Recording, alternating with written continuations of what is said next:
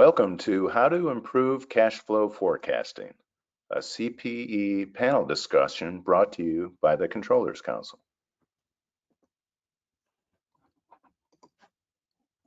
My name is Neil Brown, Executive Director of the Controllers Council, and before I introduce our expert panelists and our partner sponsor, let me share some brief housekeeping items. We'll have Q&A at the end of the presentation, so please use your GoToWebinar control panel to ask our experts questions. Next, this webinar is CPE eligible. We'll have 4 polling questions. So again, please use your GoToWebinar control panel to answer each poll or to benchmark your peers if you're not going for CPE. Please allow up to 5 days for CPE certificates. Also regarding CPE, you'll receive a brief survey directly after the webcast today, so please complete. Finally, you'll receive a link to this webcast via email in the next 24 hours, so no need for notes or screenshots. With that, I'd like to share a word about our partner and sponsor, BILL. NYSE BILL is a leading financial operations platform for small and mid-sized businesses.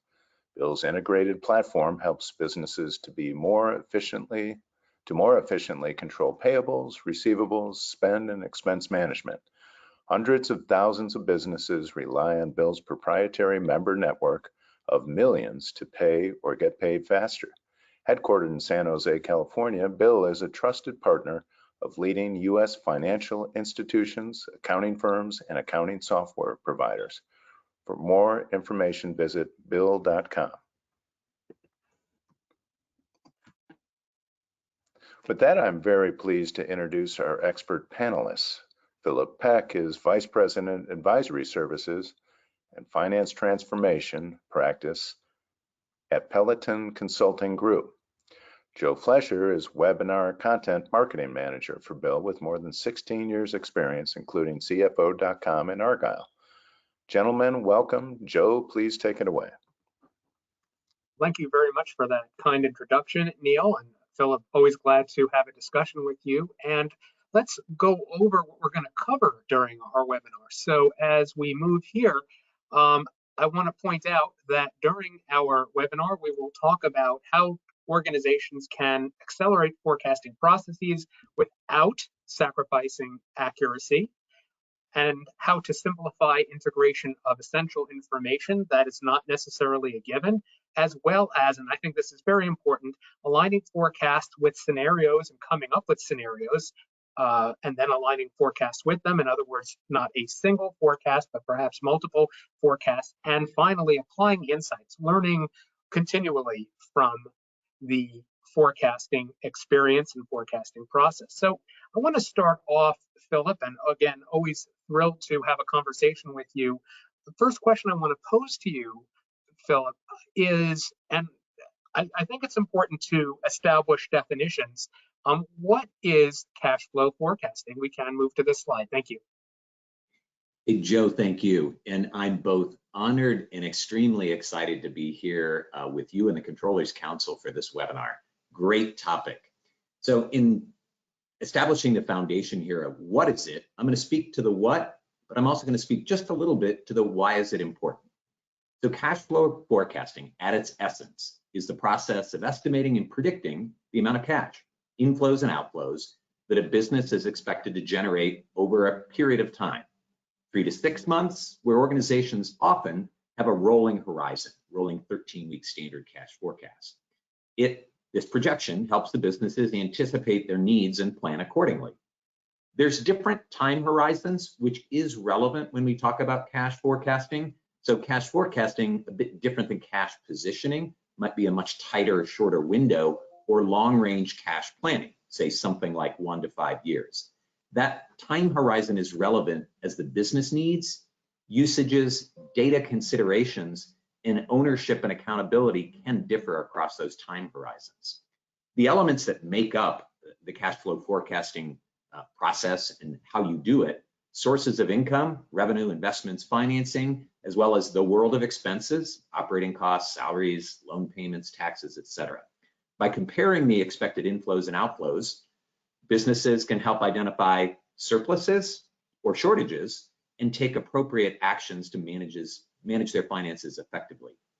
In terms of why it's important, just quickly here, Joe, I'd like to highlight a couple elements. Better financial planning. It helps organizations anticipate their cash needs in advance so they can better plan for, on a forward-looking basis, investments, expansions, other expenditures. Improved liquidity management. By forecasting and doing it well, the cash flows, organizations can ensure that they have sufficient funds to cover expenses, avoid potential liquidity crises, and optimize the return on any anticipated cash balances. Another element is really early identification of potential problems. Those forecasts are critical to get a forward-looking visibility into potential shortages or issues that allow the business then to take proactive corrective actions before something gets out of hand. And the last element I'd say is it really helps facilitate decision-making. Having that clear understanding of these future cash flows gives businesses what they need to make the best informed decisions about spending, borrowing, and investing. Well, thank you so much, Philip. And I think that before we continue, we should get perspective from our audience. So I'd like to invite Neil to pose our first polling question. All right. Did we already cover examples then, or are we We did. going to cover? We sure did. Yep. We're ready for our first poll. All right.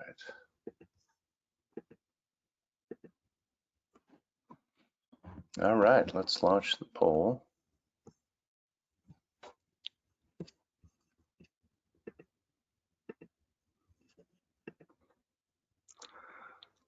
My company always has full visibility into its cash flow. Select one of the following. So please take a few moments with your GoToWebinar control panel.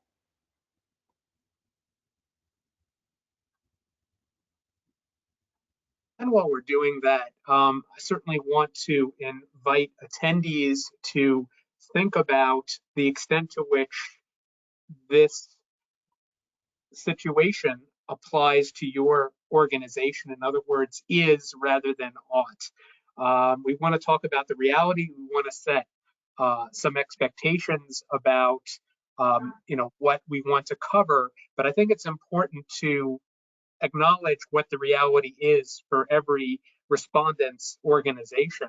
And then what we're going to consider is the reason why some organizations may not necessarily have full visibility. But in the meantime, we do want to find out the extent to which attendees do. So we do want to give attendees sufficient time to respond. We'll then briefly reveal and discuss how you have responded.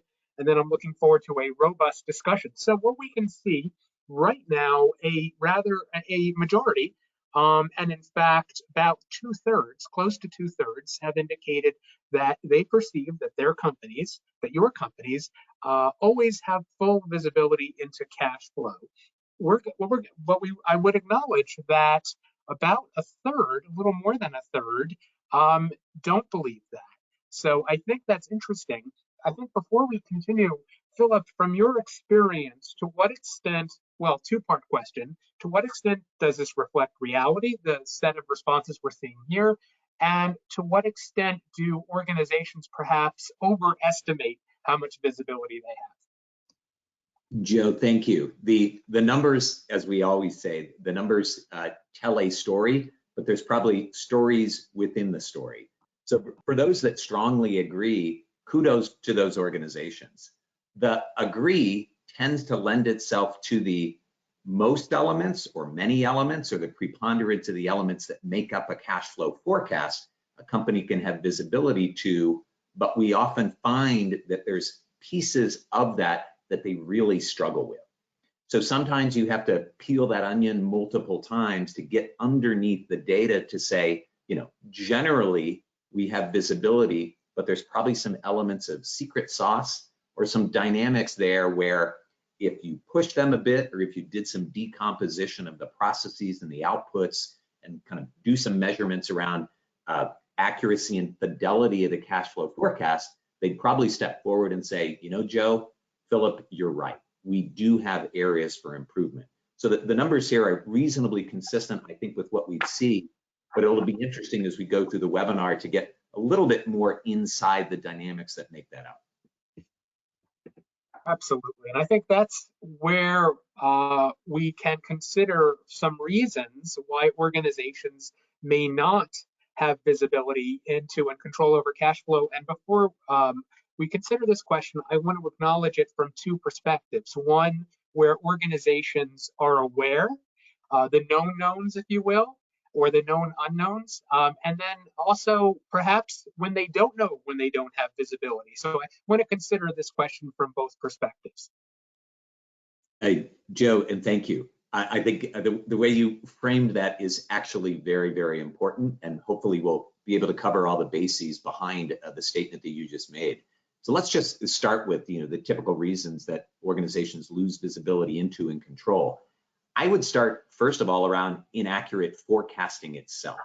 So if you're relying on an inaccurate forecast, and presumably that's going to really start around, I do my planning, my forecasting, typically from an income statement orientation first. If I'm relying on inaccurate or outdated operational and financial data and assumptions, say driver's assumptions, that's going to flow downward. Then you'll misjudge the future anticipated cash flows and outflows, leading to unexpected shortages and surpluses. So it really starts there first, that innate forecast, the drivers into the cash forecast. Another key element is really poor financial management. So thinking about payables, receivables, expenses. If you don't have good fundamental core practices around tracking and management of expenses, how you deal with invoice payments, following up on outstanding receivables, the criteria around tiering all your different customers, that can contribute to cash flow forecasting problems. Thinking about invoicing and collections, delays in invoicing or inefficiencies around the collections process itself, what can that result in? Delayed payments, negatively impacting cash flow. On the collections, it could be someone whose DSO has trended negatively over time, where root systemic causes of the late payments haven't been adequately addressed. Systems integration, process disconnects, people dependencies, etc. All of that flows into our ability to forecast and manage that cash flow. Here's one is around monitoring. If an organization doesn't intentionally, systematically, regularly monitor and analyze cash flow statements, they could be completely overlooking or be unaware of warning signs of potential problems on the horizon until it really hits them in the face. So that's a bit of the, we didn't have visibility to it, the unknown, but suddenly it's here. Another one could be, hey, we have key customers. Most organizations do. We tier them, we manage them, we proactively forecast around, and we set up all kinds of structures and relationships around those customers. But if we're relying on a single customer or a few key clients, dynamics in their business and their ability, say, to pay us can have significant impacts on our ability to then manage and